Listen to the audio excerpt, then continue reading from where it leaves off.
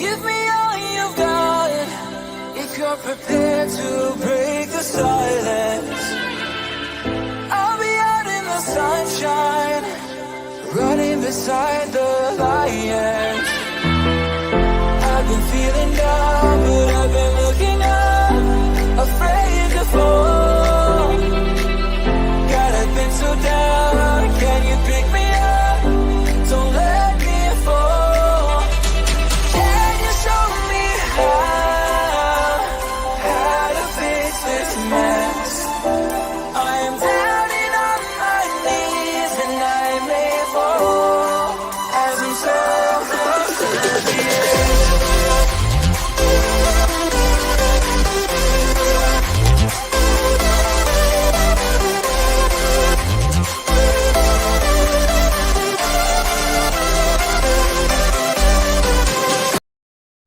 How are we all? How are we doing? Welcome back to Turf Moor House TV, and we are back with another match preview. As I said the other day, get rid of this international crap. We don't even want to know what's gone on. We all know.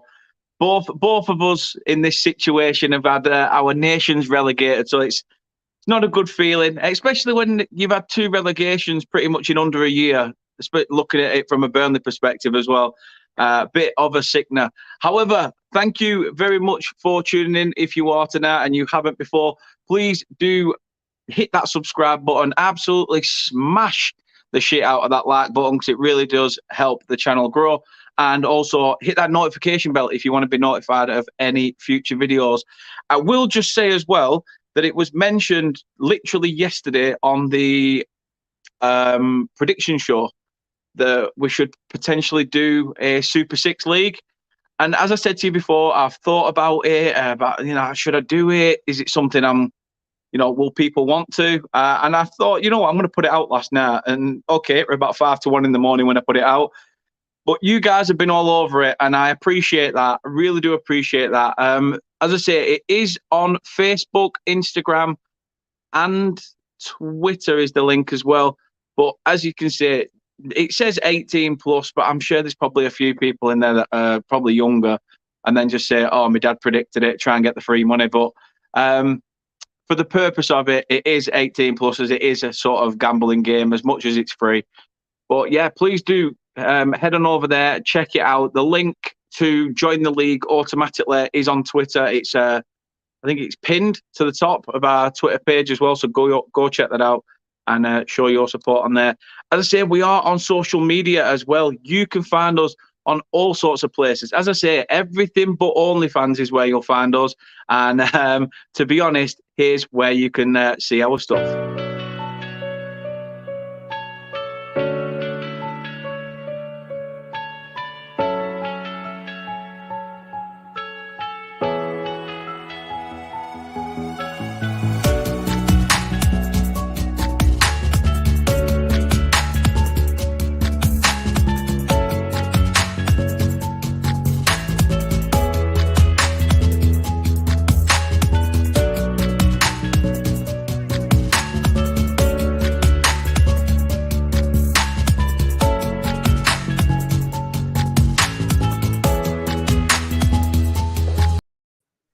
And as you can see, the boy wonder of Cardiff is in the hizzles. How are you doing, Nath? You all right?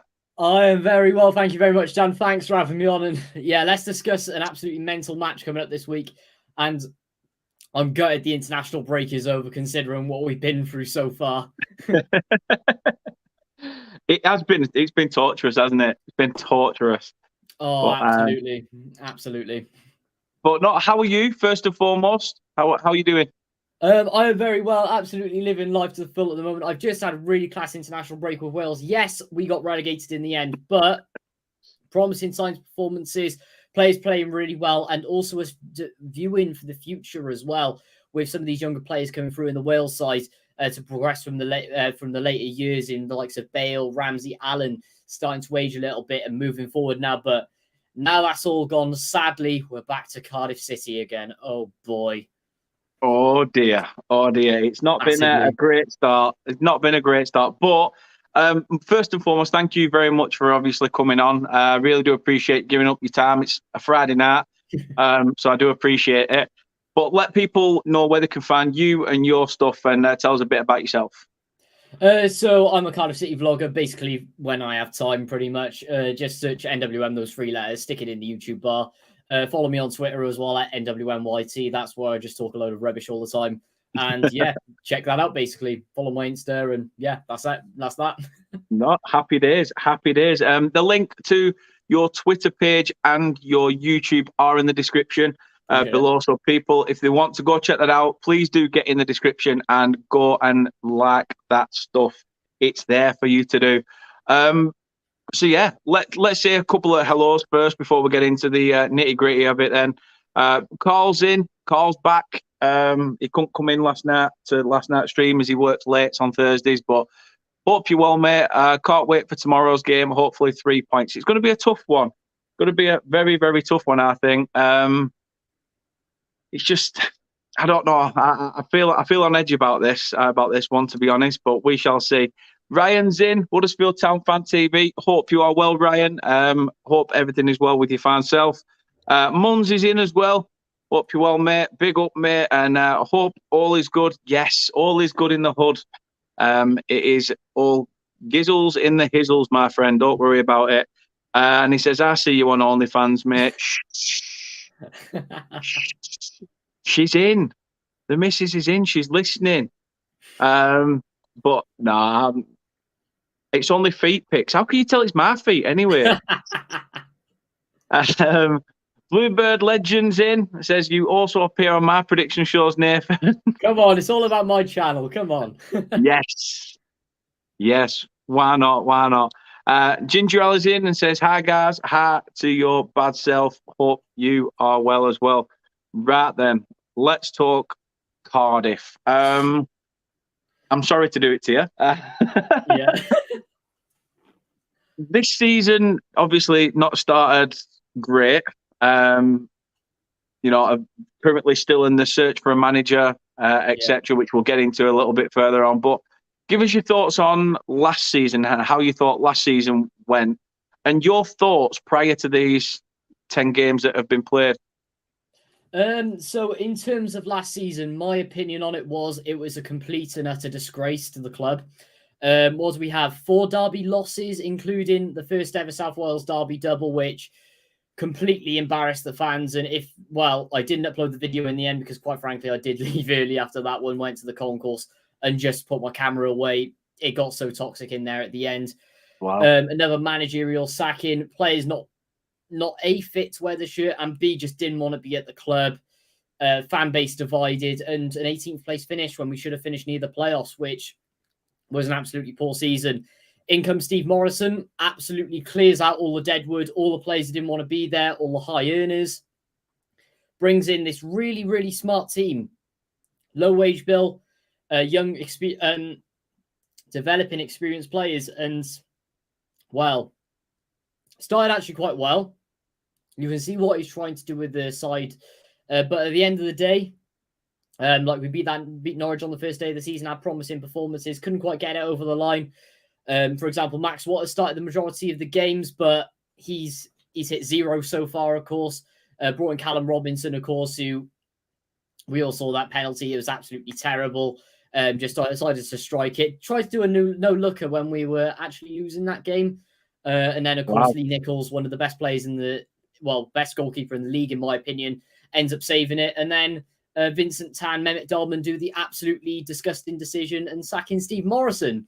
And yet they haven't had a replacement lined up, and then just decide to put his assistant and his coach in charge. So, yeah, not great at all. No, I bet.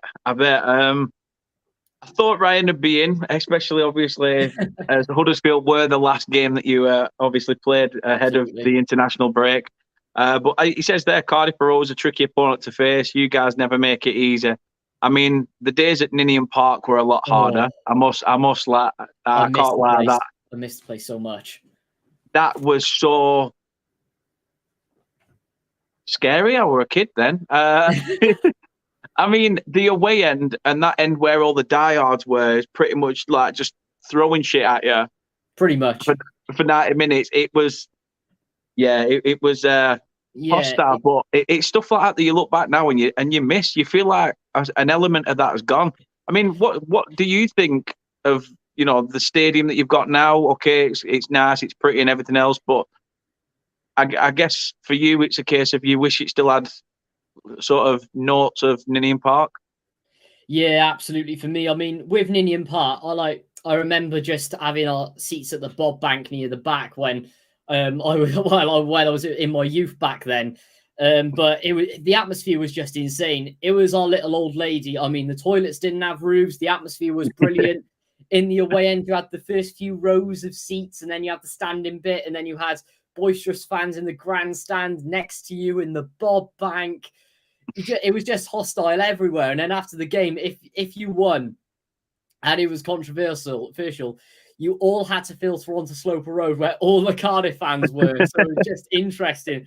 Whereas nowadays, all the passionate fans, in particular, where my season ticket spot is, because I've never touched the seat. So at the other end of the stadium, you have the away fans in the corner, you have the family stand next to you. Because of performances recently, the singing section next to the away end is just gone. And you have to filter down your own individual away end lane, so you don't even see the fans anymore. And it's just like, wow. When it started, it was his own Stolas ball. And I remember driving past the stadium when they announced the name and they were putting it on the stadium. I was never more disappointed in my life when they named it Cardiff City Stadium. Like, where's the history? Yeah. Yeah, no, I agree. It's so easy for teams to lose that, background story to them. I mean, we've seen it with Arsenal, with Highbury. West Ham, okay, they've started to have a bit of success, at the London Stadium in recent seasons. But, Upton Park was an iconic stadium for them. Absolutely. I look at teams like Man United who haven't moved. As much as Old Trafford and probably the San Siro as well, that two stadiums that, okay, have served a purpose. They're probably falling apart and they probably do need upgrades or, bits knocking down and rebuilding again. But you take away a whole, it's just like ripping the heartbeat out, isn't it? It absolutely was. I mean, it was like it when we left for Ninian Park, and that's why, like I was going to say then, that's why I looked at teams like Burnley so much, the way that you've modernised the stadium. Like, quite frankly, looking on Sky now since, especially when my old man's visited on a Tuesday night and absolutely despised every second of it and didn't get back home till 4 a.m. Like, just look at it with the way you've modernised it, that little, all those corporate boxes in the corner, LED strips, like, advertising hoardings all over the ground. Still got the little nods to back in the day with the wooden seats and everything. And just when you have these teams move, minus Tottenham, who've actually done the right thing with the way they've done it. And like with in an essence, us, we still kept the remnants of the Ninian Park gates and stuff. But Swansea's a big one down the road, and a number of other clubs. It's just like Reading. There's just no soul there. They've just like gone into a retail park, dumped a stadium on top, just put a ring of seats around it. And it's just, there's no history, no character, no soul, and no character to it. That's why we need more Turf Moors, for example. And that's what they need to do really to the San Siro and Old Trafford. They have the room to do it. They have the finances. They need to do it. And I just feel bad for us really, because like Ninian Park, surrounded by houses and the main road, we had absolutely no choice, which was just gutting. Especially for me as well, because we could retain that really well. But when you don't have the room, you've got to move across the road, which is just unfortunate. No, it is. It is. I mean, like you said there, stadiums that are within, housing estates. Yeah. Goodison Park, the fact that they're moving to the docks and stuff like that, a similar pattern. I mean, you did mention Steve Morrison. I mean, how did you feel with that sacking? Was it wrong timing? Was it done too late? I mean, what were your thoughts on the whole process? Well, I was actually sat right here. I was like watching a bit of YouTube and stuff, and then I just saw a notification pop on the bottom of the screen saying Cardiff City can announce they've relieved Steve Morrison with immediate effect. And I was like, no, this is a troll account here. So I just go on Twitter, and then I'm like, I was just absolutely gobsmacked. So I rang my old man. I was like, yo, have you seen this? And he was like, And I just remember him saying, that is absolutely ridiculous. That's so stupid. And honestly, the fan reaction was just obscene because we were building something really well. Of course, because with the amount we brought in 17 players in the summer, it was going to take time to gel, bed. We're moving away from Mick McCarthy dinosaur football and Neil Warnock, which played for the last 10 years, long ball, fast build-up play, not holding possession, strong from set pieces, moving to a slower, more fluid, dynamic style of play with a younger squad, with sort of youth players and players from the academy coming through.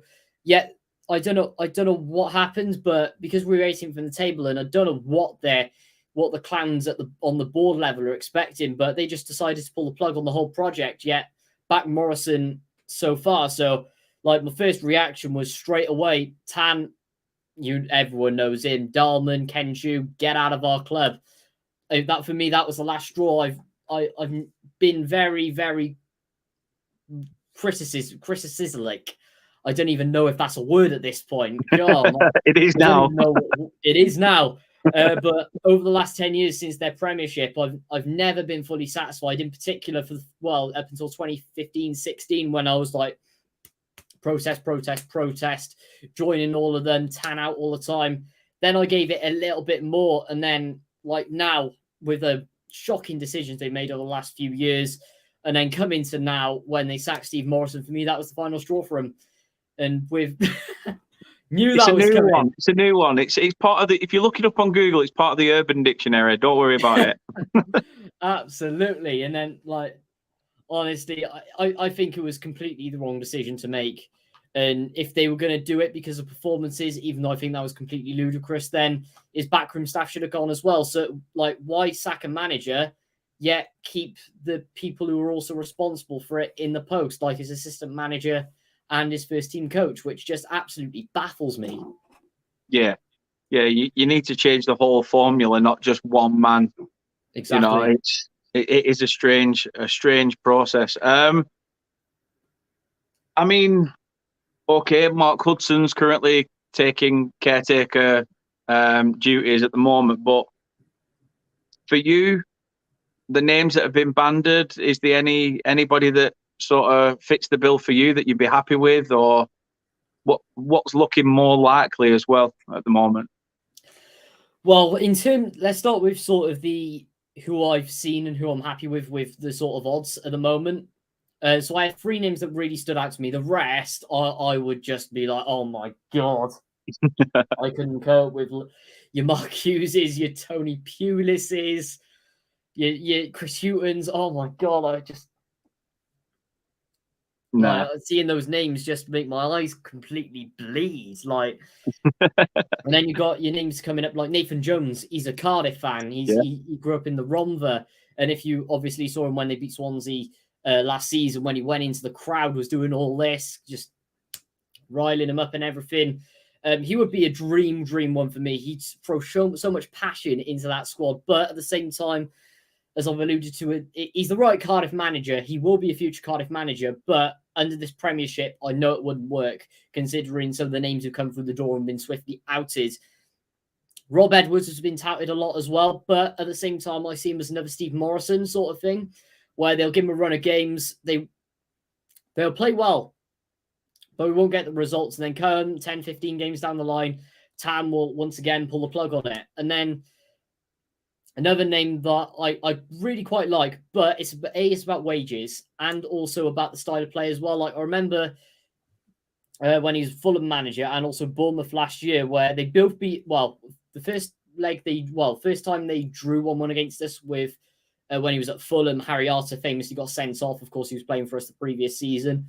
And then then the second season, he got a 1-0 win against us as well, where they scored the first goal and then they were just passing it round from the back. I think they had like 85% possession and refused to take it forward. Obviously, the name being Scott Parker, of course.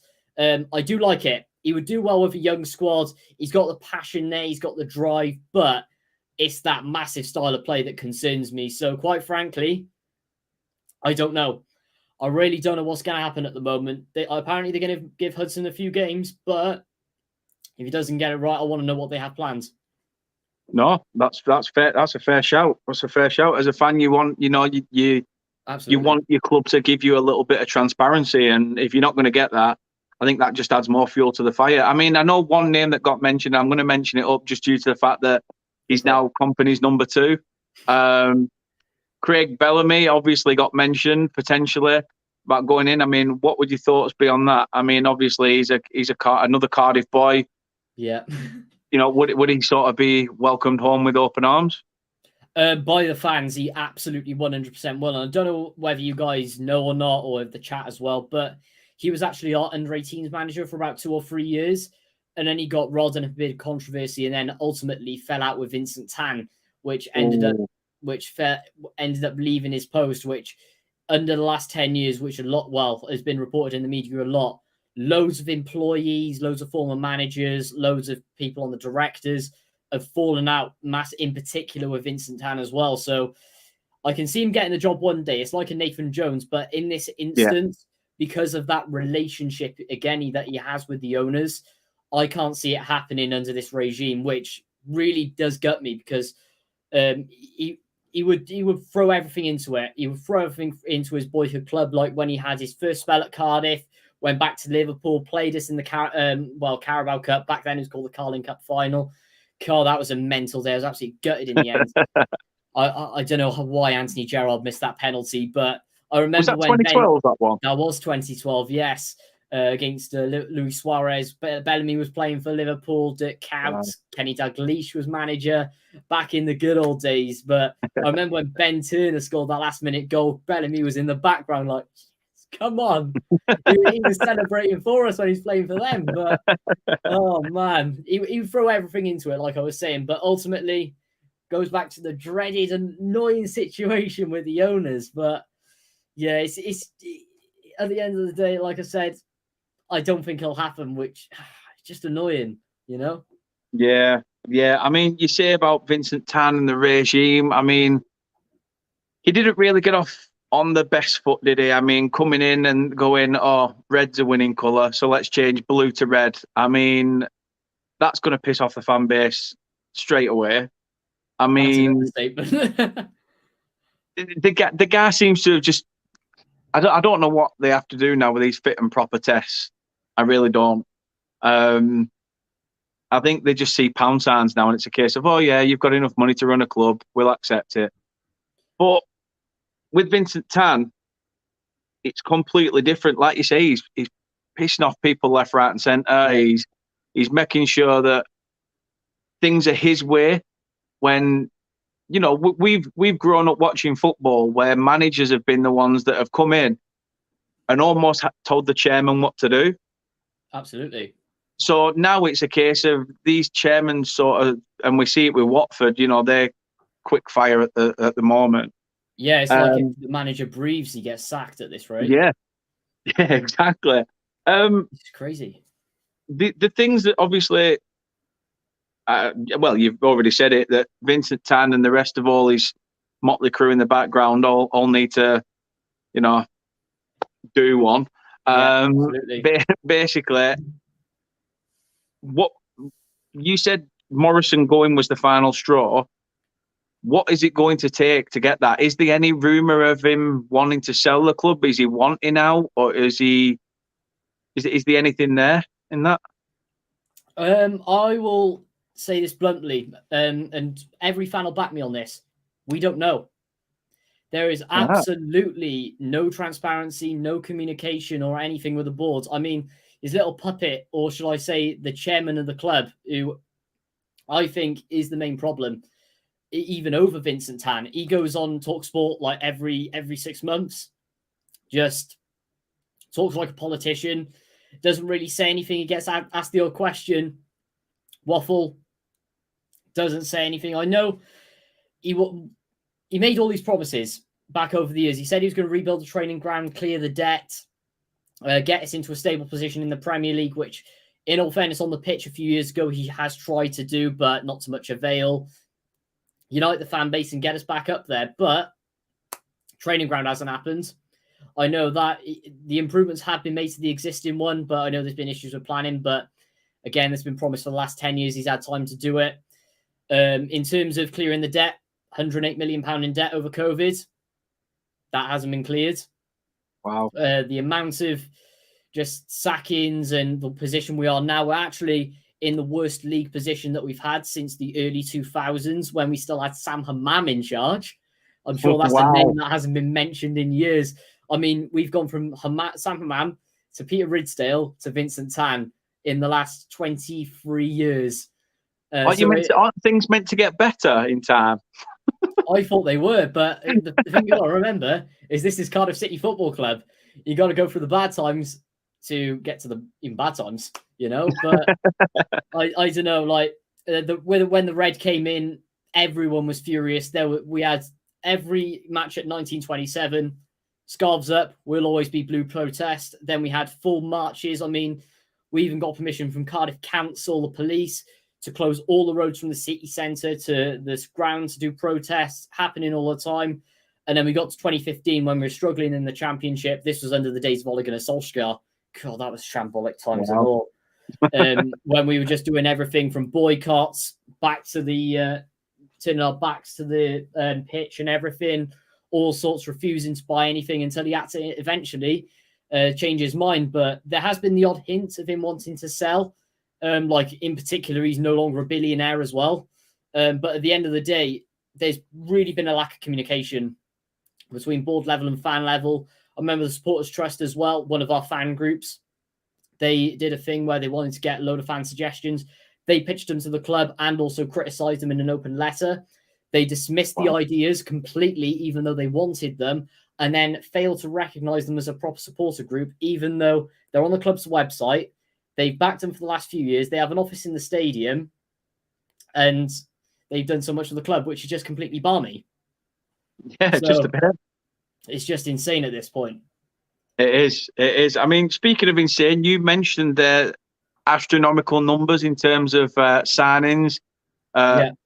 I mean, what have you made of your transfer business? And obviously, the position you're in, you'd have been expecting better. But I mean, the players that you brought in, once you found the right formula and the right man to get it in motion, do you think it will pay off? And like I said, what do you make of the transfer business itself? Personally, in my opinion, I thought we had an absolutely spectacular window considering the amount of outgoings from last season. I mean, who remembers the Aidan Flints, the Marlon Pax, the Leandro Bacuna? I remember he was frozen out of the squad after doing a scissors tackle on Philip Billing in the first half, where he just got a straight red on the halfway line. Like, that was absolute lunacy, and he was on about £25,000 a week in the Championship. Wow. Like so many overpaid players who were just picking up their wage checks, making the most catastrophic mistakes. And well, Morrison just completely cleared it out. He's brought in so many progressive young players, which every time I saw it, we signed a new player, I was like, oh, this is an amazing signing. Your Jamalu Collins is please get well soon. You were amazing at the start of the season. Iboué Adams, who's also out injured as well. Callum Robinson coming in. Also, Ryan Wintle returning from loan to Blackpool. He's been superb. Romain Sawyers, Renan Mota as well. Cedric Kipre, Marlon Romeo, who I thought that was a bit dodgy of a signing at first from Millwall, but he's turned out to be one of our best players as well at right back. Wow. So ultimately, with the amount of changes that there has been and players coming back from injury, including the young guns, such as our Ruben Colwells, who's only in his late 20s, getting consistent Wales calls and actually playing as well. Andrew Isaac Davis, when it gets time to gel, then it's going to push on. But I knew we were sort of going to be in this early stage position at the start of the season, because at the end of the day, these are players who never played with each other before. It's going to take time for them to build the chemistry, but it was going to progress at the end of the season. But honestly, to pull the plug at it now and not have a mantra of where to continue from there, it's just absolutely crazy. It is. And the way that the club want to go too, personally. I mean, I don't understand. Obviously, I understand you lost Alex Smithies to. Was he out of contract or did? Yes, he was out of contract, and I think he was on about £29,000 a week. He was one of the highest earners. Wow. I know I got a lot of heat for it on my channel as well, but I thought some of his performances from time to time could have been a bit better in the season.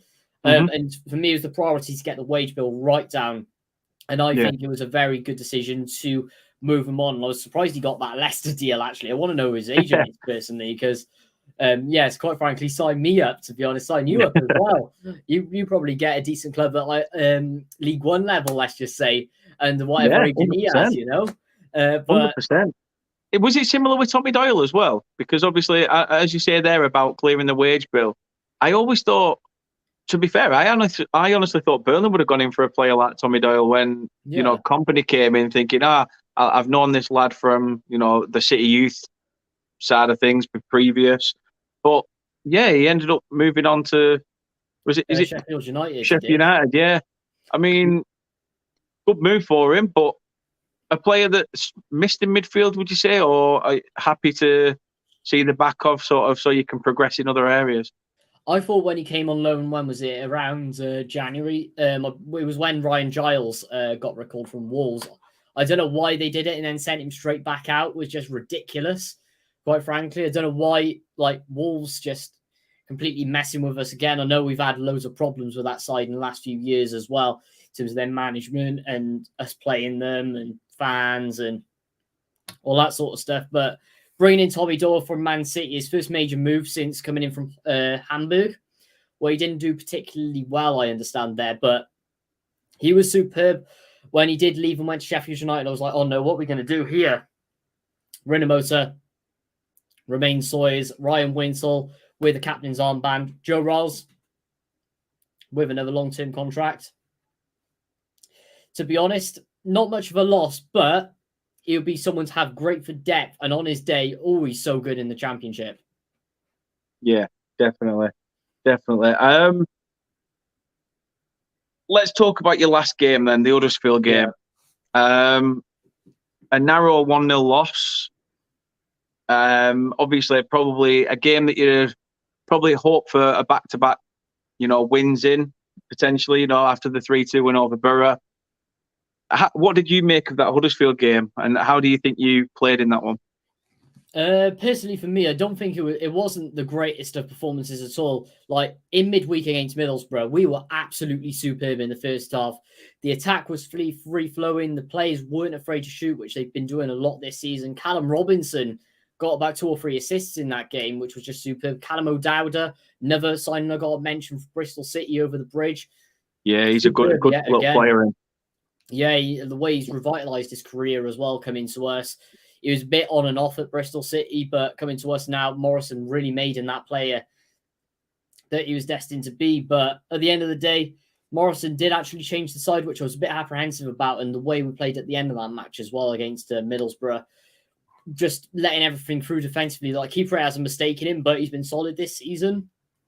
And like, we go to that Huddersfield game, and I just don't know what happens. Just defense was letting everything through. It was just free flowing from Huddersfield. Of course, they had that new manager bounce as well, and just like we could have easily got a draw out of it. But of course, Callum Robinson did that ludicrous penalty. There goes the 1-0. There goes the 3 points. Defensively shocking, and then that's what cost Steve Morrison his job, which I didn't agree with. No, I think a few Cardiff fans, when it came out, I'd seen their reaction and they were like, "What, really?" Yeah. Like, he was, again, like you said earlier, he was sold a lie and told that he'd be backed, and that, it's about, sorry if it's any Arsenal fans that are in, but it was about trusting the process. Absolutely. And which all the fans bought into and wanted to happen.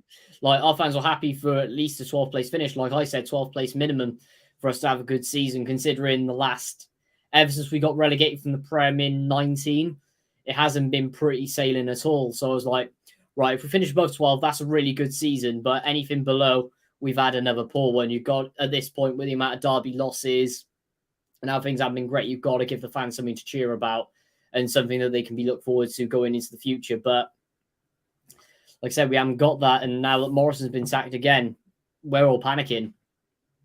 Yeah, I bet. Going into the game then on Saturday, 3 o'clock kickoff in your own backyard. It's a game you're looking forward to, a game where potentially you expect Cardiff probably to be at their best, because you I'm trying to say this without being Yeah, big-headed, but you know when I'll say how I used to say it. You know, when Burnley would used to be in the Championship, and it was a case of they'd play the likes of Rotherham and Millwall, and it'd be a case of you get beat, but you'd play your high-end teams that were playing in that division at the time, and you'd get a result. yeah. Is it a little bit like that with Cardiff?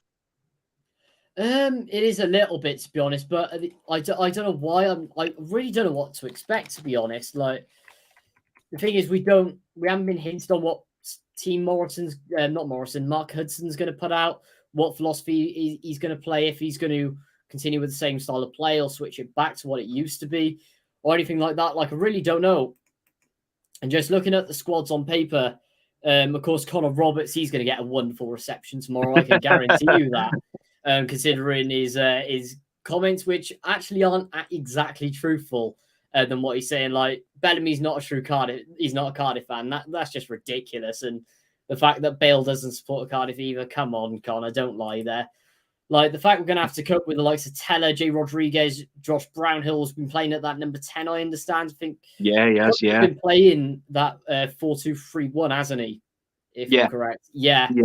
If we can, it's just a case of trying to sort of work around that system, and with some of the players you've got. Like, I was really impressed with your transfer window as well at the start of the season. It's really the way that Morrison has to, not Morrison, I'm always saying Morrison. God, I'm too used to this now, aren't I? With the way that Hudson has to set this out, he has to set it thinking that, right, we got Burnley, what's their weaknesses? If we can play to their weaknesses and our strength, we can get a winner instead of implementing it straight away. Remember, Tan's giving him 3 games to impress. If he doesn't do that, him and Ramosat are going to be out the door just like Morrison was, which is just painful to see. But yeah, if they get the system right, then they should. Oh, of course he will.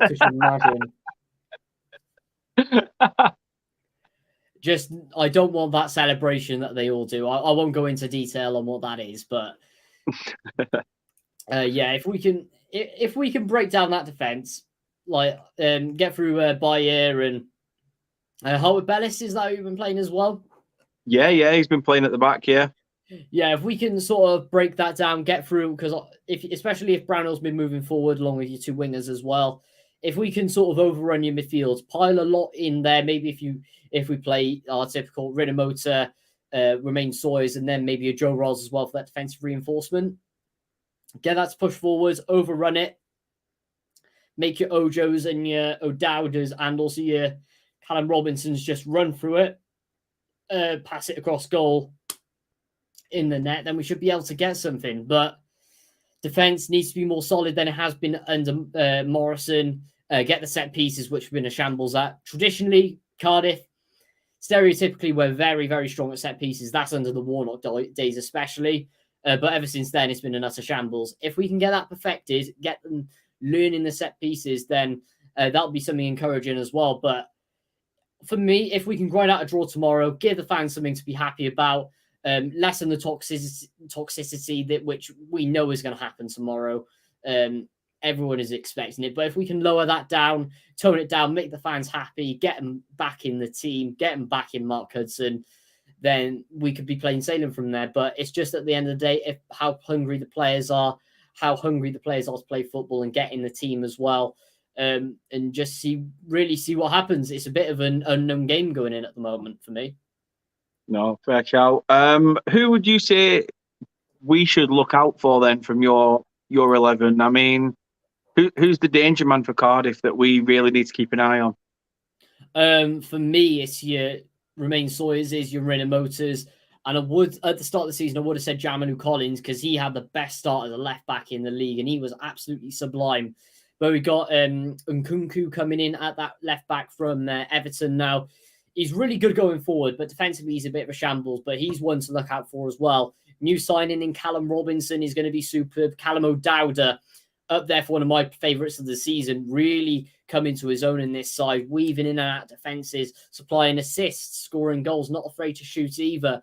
And then at the back, Cedric Kipre and Perry Ng as well. Solid centre-back partnership, which is developing now. Yes, as I said earlier, they have a mistake in them, but it needs that time to develop, learn the chemistry. Of course, NG has moved from a right back to a centre back to allow Marlon Romeo to get into that position. So he's going to have time to learn. He's going to have these mistakes, but that's just a highlight of some of the men there to look out for. Ruben Colwell is another one as well, but I believe he has a bit of a knock. I know he's been suffering from growing pains in particular and other injuries. I mean, he's only 20 years old at the end of the day, but he's an absolute beast now. He's like 6'1", 6'2", at that age, muscular. He's like Ronaldo times 2 of what he was back in 2004. He's going to be huge at some point. That kid's just inhuman. I mean, Simon says here, basically what I was going to say in regards of Burnley's danger men is probably, Ian Matson potentially from left back likes to get, have a bit of a run sometimes. Nathan Teller's been absolutely phenomenal. I've fallen in love with a lone player, and I'm not ashamed to say it. And yeah, Manuel Benson again. I mean, he's just.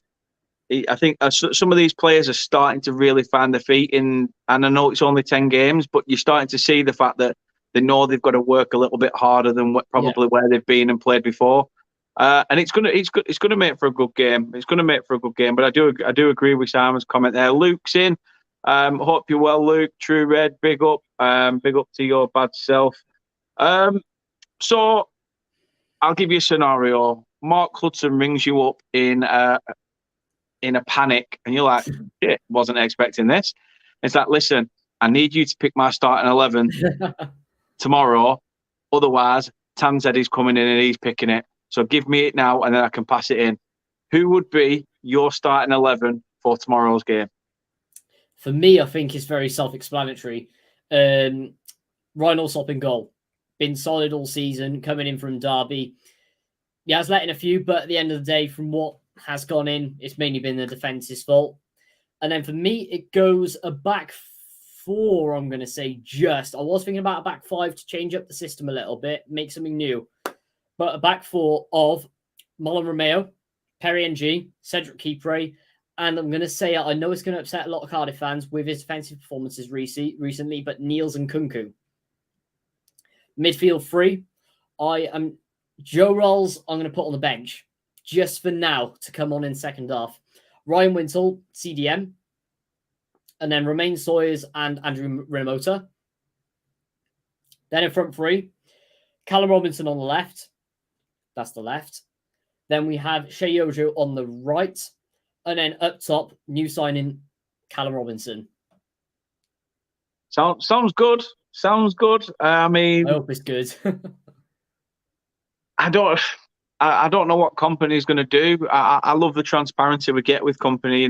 After the West Brom game, when we were 1-0 up until the 90 plus 6th minute and then conceded, and he said if we'd have won that, we wouldn't have deserved it. I just love how open and honest he is.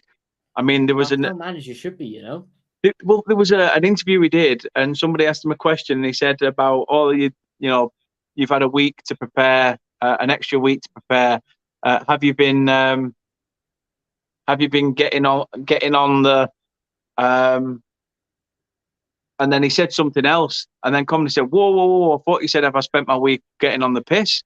And he like literally just went out and said it. And to be fair, I just love the fact that he don't care. He just doesn't care. And yeah, it's weird when Kompany were announced. I thought, this is a bit strange. I mean, you've gone from Dinosaur Dash to like Kompany ball. A manager I would like at Cardiff just to save things, but a lot of fans wouldn't like it because obviously going back to what some of them don't want to see, but it's what the majority would want. Like, I remember walking down Sloper Road the other week and people were saying, I miss the days when we didn't care about style of play. We were going out for the win under Warnock, smashing it up long to a Junior Hoylett, winning 1-0. And you're going to have the fans like that in every fan base. I mean, a lot of the Cardiff fans, it's very different to down west. A lot of the Cardiff fans are happy to say, look, I don't care how we play as long as we win. It doesn't have to be pretty, but if we get the 3 points, we go, I'm happy. And that's what Steve Morrison in particular is trying to move away from and start to play a bit of nice football catching on the eye. But for me, the way Burnley have done it, from going from, of course, Dinosaur Dyche, as you said, over to Vincent Kompany, changing the style of football, high possession, high passing. It'll take time. You may not finish in the playoffs this year. You might do. That'll be a successful season. But at the end of the day, give it time to bed in. And then the next year, really knock on. Go for the title. Spend a bit more with the parachute money. And then you could be onto a good one. But it really is just about patience and allowing the transition to happen at the end of the day. It is. It totally is. And I've said that from the start. I mean, you are going to get people in the fan base that are like, right, nah, that's it. We've made all these signings. We're going back up. I was realistic in my prediction of where we'd finish. I said we'll finish 8th. I thought we'll miss out on the playoffs because there'll be a few games where we just, don't turn up or we get found out. Which you're gonna get. There's a lot of it's so the Championship compared to the Premier League is so unpredictable, and I think even though we've been out of it for so long, coming back to it, it's like nothing's changed. You know how hard it is. That once you're in there, getting out is going to be a massive struggle. I still expect us to struggle every week. I don't look at a game and think, oh, we're going to win this. This is a piece of piss. Okay, there's part of me that goes, there's going to be one game very soon where I think there's going to be a team that gets a really good dicking from us. And we're going to thrash them. Yeah. But right now, I'm just happy with the fact of playing this possession-based football, playing it out from the back, trying to, create opportunities, trying to be like a B-Tech Man City in a way.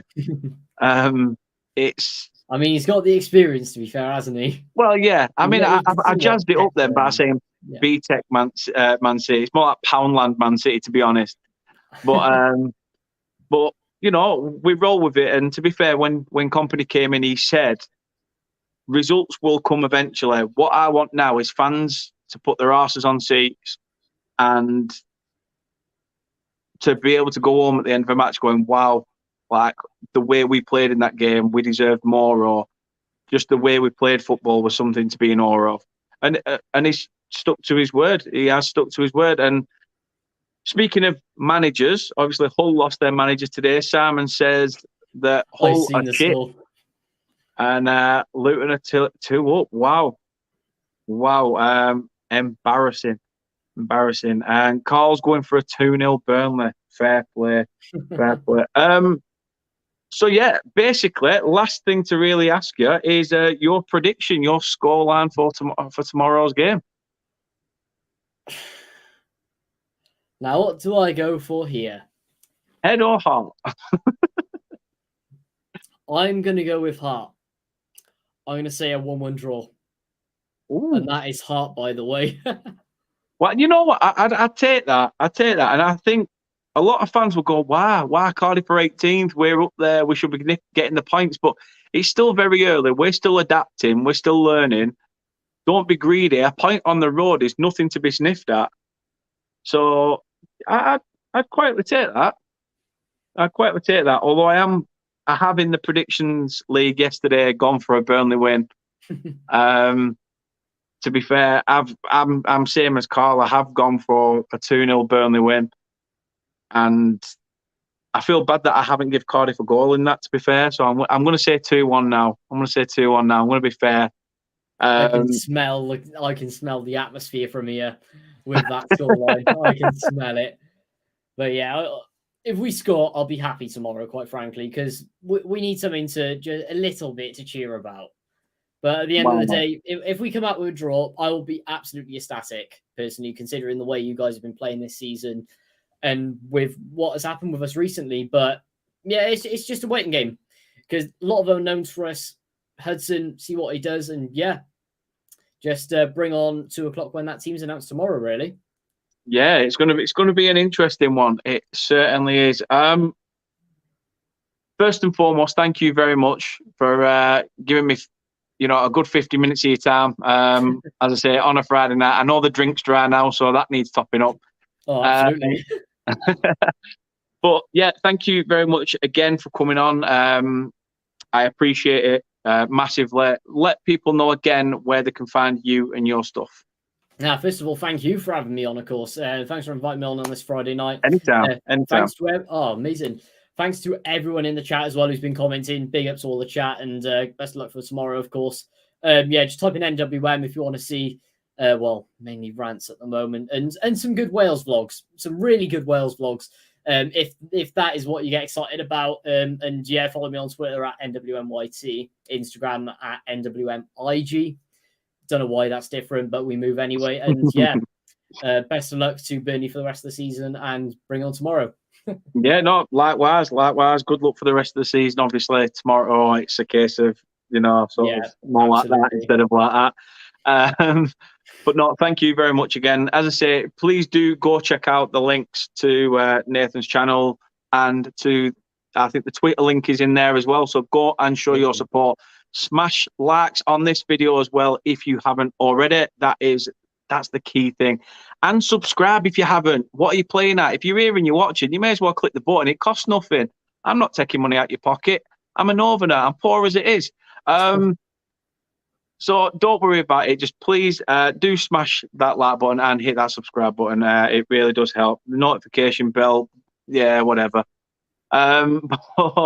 Thank you very much, everyone, for watching. As I say, massive thank you to everybody who listens on the podcast platforms as well. And as I've said numerous times, I completely forget to shout it out enough. But you've been listening in your numbers, and I really do appreciate it. So this will be available on podcast platforms within the next, 15 to 20 minutes. I will get it all sorted out. And fingers crossed, people travelling far and wide to the game tomorrow have something to listen to on their way to the game. But for now, thank you very, very much for watching. I do appreciate it, and appreciate, obviously, your time as well, Nathan. So thank you for that. Right. And we will see you on Monday. Monday? Yes, Monday. 9 o'clock on Monday, when I will be, or potentially before, there might be a match reaction. We shall see. But Monday is concrete. We are speaking to a Stoke City fan ahead of Wednesday's fixture, which should be another tasty one. However, it's Friday night. Go and enjoy yourself. You don't want to listen to me chat shit for any longer. Take care. All the best, and enjoy your weekend. Stay safe.